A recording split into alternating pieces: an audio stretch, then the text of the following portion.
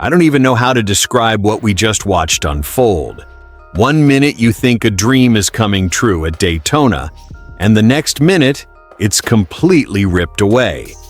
That's the kind of emotional roller coaster that only NASCAR can deliver, especially when we're talking about the biggest race of the entire season. This wasn't just another qualifying night. This was about opportunity, about redemption, about an underdog fighting tooth and nail just to get a shot at lining up on Sunday. And for a few hours, it felt like one of those feel-good stories we all love in this sport. The kind that reminds you why you stay up watching every lap, every duel, every chaotic superspeedway finish. But then something happened. Something that changed everything. And trust me, the impact of this, it's bigger than it looks on the surface. Before we break it all down, if you're a real NASCAR fan who lives for these moments, the highs and the heartbreaks, go ahead and hit that like button. Subscribe to NASCAR Insider News. We're a brand new channel trying to reach our first 100 subscribers.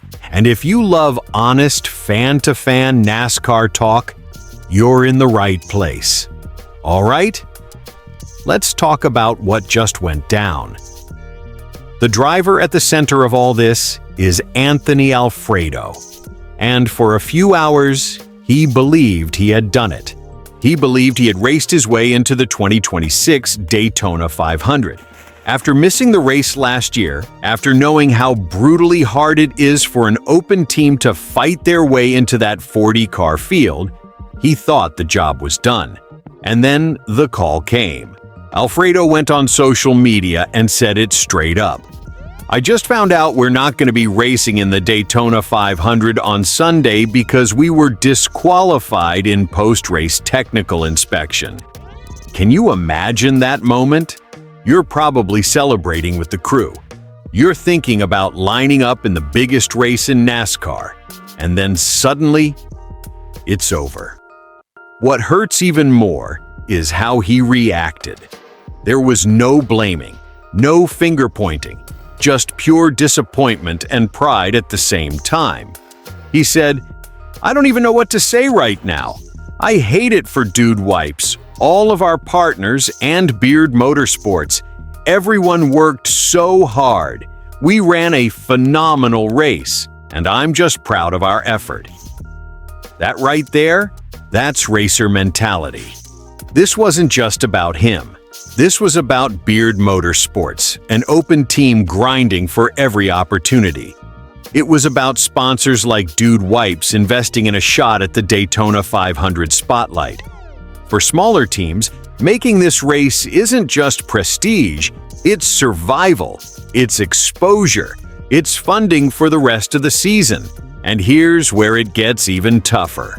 Because this happened in a duel, and remember, the duels are qualifying races for the Daytona 500, the penalty is not even appealable. Alfredo made that clear.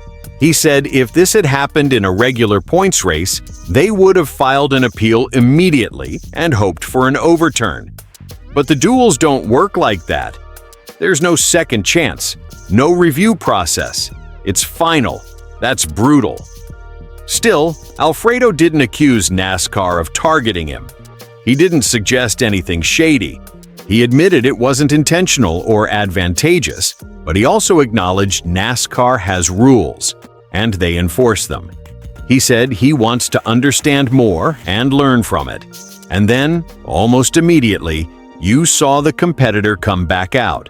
He said he's shifting focus to his O'Reilly Auto Parts Series car and getting ready to practice and try to win that race with Viking Motorsports on Saturday. That's the mindset you have to have in this sport. You can't sit in the heartbreak for too long. You reload. Now let's talk about what actually caused the disqualification. NASCAR's Brad Moran explained that during post-race inspection, officials found a hose coming from the right side quarter window that is supposed to connect to the transaxle cooler. That hose must be airtight and properly fastened. It wasn't. On top of that, another hose related to driver cooling was disconnected. And at a superspeedway like Daytona, airflow matters. Everything matters. Even small changes can impact performance in the draft. Moran said they didn't determine exactly how or when the hose became disconnected. But from NASCAR's standpoint, the competitive impact was enough to trigger a disqualification. He compared it to a disallowed qualifying time. And because this was essentially qualifying for the 500, Alfredo was sent to the back of the field, which effectively knocks him out of the race entirely. And let's be clear about something important. Moran emphasized that every car is inspected before competition. Safety, windows, hose tightness, all of it. He made it clear that the hose wasn't just sitting loose on the passenger floor during pre-race inspection. So whatever happened likely occurred during or after the race. But NASCAR's stance is firm. If something like this is found after any race during the season, it would result in a disqualification. No exceptions. And that's what makes this so tough to swallow. We're talking about a technical infraction that officials can't even confirm the cause of. They don't know when it came off, they don't know how it came off, but the rulebook doesn't leave room for gray area. The end result? Anthony Alfredo is out. Beard Motorsports is the third team eliminated following a duel. And one of the most emotional underdog stories of Speed Weeks just ended in the inspection garage. For fans, this is one of those moments where you're torn. On one hand, rules are rules. Daytona is the biggest stage in NASCAR. You can't start bending standards just because it's heartbreaking. On the other hand, man, this one stings. Because you saw how much it meant to them. You heard it in Alfredo's voice.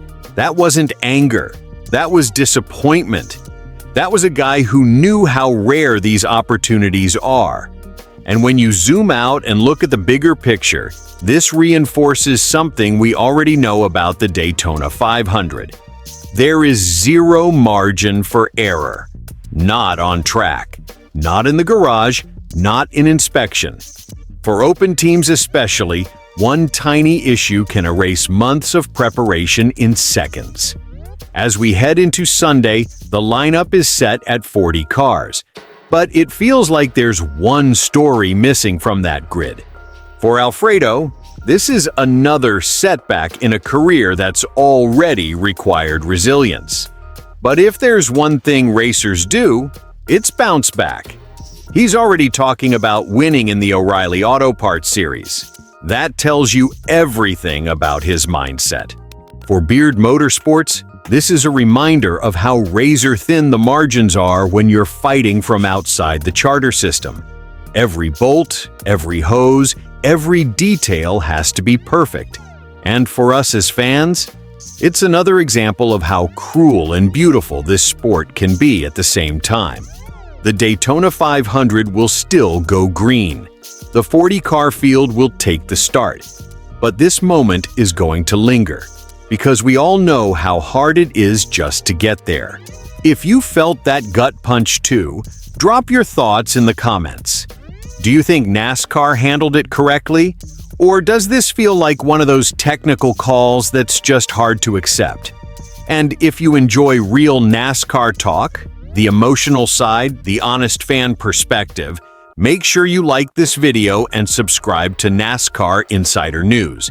We're a brand new channel chasing our first 100 subscribers, and if you're the kind of fan who watches every lap and lives for Speed Week's drama, this is your place. I'll see you in the next one. Let's get ready for Daytona.